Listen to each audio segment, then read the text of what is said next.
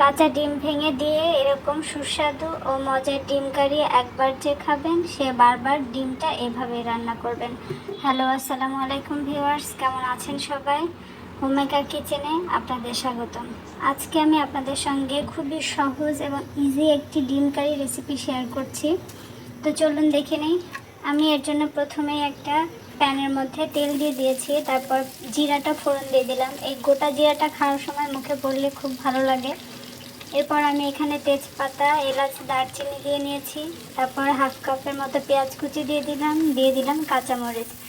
এখন এগুলোকে খুব সুন্দর একটা স্মেল আসা পর্যন্ত ভেজে নেব। যখন গরম মশলার খুব সুন্দর একটা স্মেল আসবে আর পেঁয়াজটা নরম হয়ে যাবে, তখন এর মধ্যে আমি ফালি করে কেটে নেওয়া আলুগুলো এর সঙ্গে ভেজে নেব। তারপর এর মধ্যে অ্যাড করে দিলাম লবণ, জিরার গুঁড়া, ধনে গুঁড়া।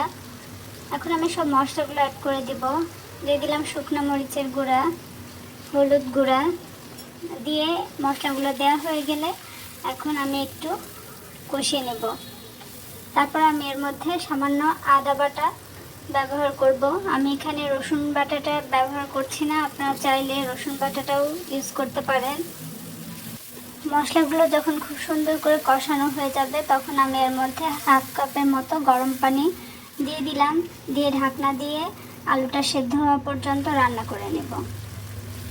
যখন আলুটা সেদ্ধ হয়ে যাবে, ঠিক সেই পর্যায়ে আমি এখানে 2টা টমেটো কিউব করে কেটে নিয়েছি। টমেটোগুলো দিয়ে দিচ্ছি। টমেটোটা আগে দিলে অনেক সময় আলুটা সেদ্ধ হতে চায় না, এজন্য আলুটা সেদ্ধ হয়ে যাওয়ার পরে টমেটোটা ইউজ করেছি। তারপর ঢাকনা দিয়ে ঢেকে টমেটোটা নরম হয়ে আসা পর্যন্ত রান্না করে নিলাম। এরপর আমি এখানে গ্রেভির জন্য পানি অ্যাড করে দিলাম। দিয়ে এটাকে ঢাকনা দিয়ে ঢেকে ফুটে আসা পর্যন্ত রান্না করে নেব।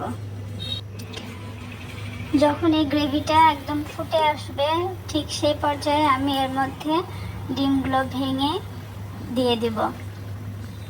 এটা কিন্তু ডিমগুলো বেশ একটা থেকে আরেকটা একটু দূরত্ব রেখে দিতে হবে, যেন ডিমগুলো একটার সঙ্গে আরেকটা লেগে না যায়। ডিমগুলো দেওয়া হয়ে গেলে ঢাকনা দিয়ে ঢেকে কিছু সময়ের জন্য রান্না করে নেব।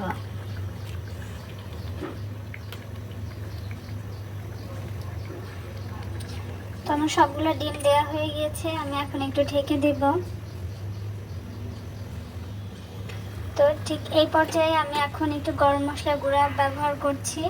আর আমি এখানে টমেটোর টকটা ব্যালেন্স করার জন্য 1 চামচের মধ্যে চিনি দিয়ে দিচ্ছি। আপনারা চাইলে যারা মিষ্টিটা পছন্দ করে না, তারা চিনিটা অ্যাভয়েড করতে পারেন।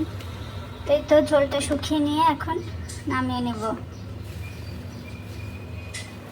আপনারা দেখতে পাচ্ছেন আমার রান্নাটা কমপ্লিট হয়ে গেছে। এভাবে ডিম কারি যে একবার রান্না করবেন, তখন কিন্তু বারবার এভাবে রান্না করতে ইচ্ছা হবে।